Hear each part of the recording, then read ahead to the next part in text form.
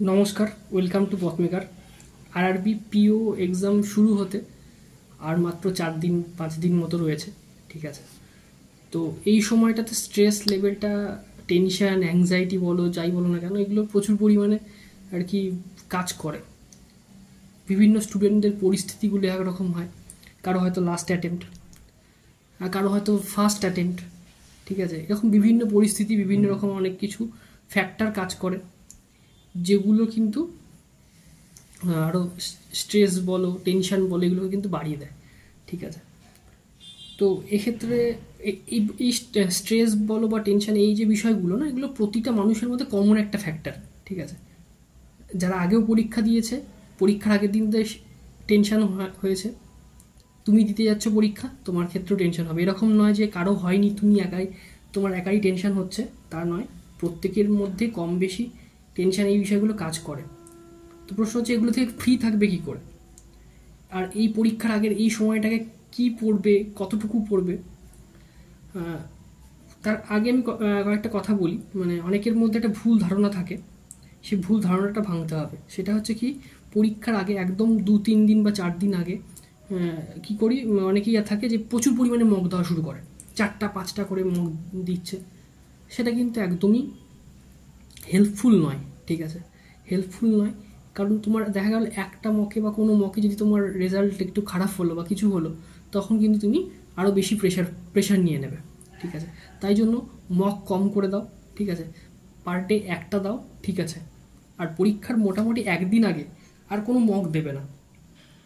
একদম ব্যাপার যে আর কোনো মক দেবে না। জাস্ট তোমার যদি 3 তারিখে এক্সাম হয়, তুমি লাস্ট 1 তারিখে মক দাও। ঠিক আছে, 2 তারিখটা সম্পূর্ণভাবে রেস্ট রাখো। 2 তারিখটা কী কী পড়াশোনা করবে সেটা আমি বলে দিচ্ছি, অবশ্যই বলবো। তো এই হচ্ছে ব্যাপার। আর এখন এই সময়টাতে নতুন করে দেখার মতো কিছু নেই। যে জায়গাগুলো তোমার মানে তোমার একদম কনসেপ্ট ক্লিয়ারই নেই, সেগুলো থেকে তুমি নতুন করে কনসেপ্ট ক্লিয়ার করে তুমি পরীক্ষা গিয়ে করতে পারবে, এরকম ধারণা যদি থেকে থাকে, তাহলে তোমার ভুল ধারণা রয়েছে, সেই ধারণা থেকে বেরিয়ে আসো। ঠিক আছে, সেটা করা সম্ভব নয়। তাহলে এখন কি করবে? এখন পার ডে একটা অথবা দুটো মক দাও। ঠিক আছে, মানে এই আজকে আমি 29 তারিখে ভিডিওটা আপলোড করছি, তাহলে 30, 31, এই 3 দিন তুমি একটা বা দুটো করে মক দিতে পারো। সকালে একটা দিলে, সন্ধ্যাবেলা একটা দিলে। ঠিক আছে, এখন কি করবে? এখন যে যে চ্যাপ্টারগুলো তোমার একটু উইক, ঠিক আছে, বাট কনসেপ্ট ক্লিয়ার আছে, কিন্তু ওখান থেকে প্রবলেম এলে একটু সমস্যা হয়, সেগুলো একটু রিভাইজ করে নাও। ঠিক আছে, আর কারেন্ট অ্যাফেয়ার্স যদি পড়তে থাকো, মানে পড়ে যদি এতদিন পড়ে আসো যদি, তাহলে ঠিক আছে। না হলেও এখন কারেন্ট অ্যাফেয়ার্সটা বন্ধ করে দাও 2-1 দিনের জন্য। এখন ওই জাস্ট ওইটুকুই একটু হালকা পাতলা করে দেখতে থাকো, তাহলেই হবে। আর একদম লাস্ট ডে, মানে যদি তোমার 3 তারিখে পরীক্ষা হয়, তাহলে 2 তারিখে কী করবে, এবং যদি 4 তারিখে পরীক্ষা হয়, তাহলে 3 তারিখে কী করবে, সেটা নিয়ে আমি আলাদা একটা ভিডিও বানাবো। ঠিক আছে, সেটা অবশ্যই আমি কালকে আপলোড করার চেষ্টা করব। তো এই সময়টাতে টেনশন ফ্রি থাকার একটাই বিষয় হচ্ছে, অতিরিক্ত পরিমাণে স্ট্রেসটা, অতিরিক্ত পরিমাণে প্রেশারটা যাতে তোমার উপর ক্রিয়েট না হয়, সেটার দিকে নজর রাখা। ঠিক আছে, একটা সাময়িক যেটা সাধারণত যেরকম টেনশন কাজ করে, সেটা কাজ করবে, সেটা প্রত্যেকের মধ্যেই কাজ করে, তোমার মধ্যেও কাজ করবে। একদম টেনশন ফ্রি থাকাটাও কিন্তু মানে কোনো রকম মানে কোনো রকম রিপারকেশনই হচ্ছে না, সেরকম বিষয়টা নয়, কিন্তু একটা তার লিমিট আছে। ঠিক আছে, খাওয়া দাওয়াটা এই সময় ঠিকভাবে করতে হবে।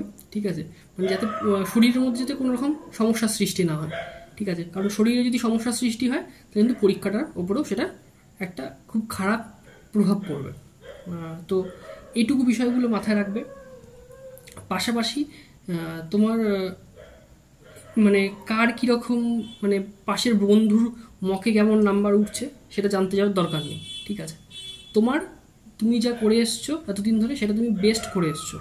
তোমার এটাই কিন্তু চাকরি পাওয়ার সুবর্ণ সুযোগ আর কি। এটাই চাকরি পাওয়ার তোমার অ্যাপ্রোপ্রিয়েট টাইম। ঠিক আছে, কার কত মকে নাম্বার এলো না এলো, সেগুলো জানবার কোনো রকম দরকার নেই। ঠিক আছে, কার কত নাম্বার আসছে জানার দরকার নেই। আর একটা কথা মাথায় রাখবে, আমি এটা বহুবার দেখেছি। ঠিক আছে, তোমার পরীক্ষার হলে বা পরীক্ষার আগে তোমার মাথা যত ফ্রি থাকবে, তত এক্সাম তোমার ভালো হবে। ঠিক আছে, তোমার মাথায় যদি প্রেশার থাকে তুমি বেশি অ্যান্সার করতে পারবে না, ঠিক আছে? তুমি ভালো রকমভাবে পরীক্ষা দিতে পারবে না। টেনশন ফ্রিভাবে তুমি এটা পরীক্ষাটা দিতে যাও, ঠিক আছে? পরীক্ষা দিয়ে এসে বলবে যে হ্যাঁ আমার পরীক্ষা বেটার হয়েছে, ঠিক আছে? এটা তুমি আমায় এসে বলবে, ঠিক আছে? তো তাই জন্য বলছি কোনো রকম টেনশন নেওয়ার দরকার নেই, বিন্দাস পরীক্ষা দিতে যাবে, ঠিক আছে? পরীক্ষা দেবে, আর পরীক্ষার এই জাস্ট আগের দিন একটু টেনশন যেটা স্বাভাবিকভাবে যেটা হয় সেটাকে কন্ট্রোল করার আমি বিষয়গুলো বলে দিলাম, এগুলো মাথায় রাখতে হবে। তো বিষয়টা আর ভিডিওটাকে খুব একটা বড় করছি না। তো এই ছিল আজকের ভিডিওটা ভালো লাগলে একটা লাইক করো, চ্যানেলে নতুন হলে সাবস্ক্রাইব করে দিও, আর কমেন্টের মাধ্যমে জানাও কীরকম কার প্রিপারেশান রয়েছে। দেখা হচ্ছে নেক্সট ভিডিওতে।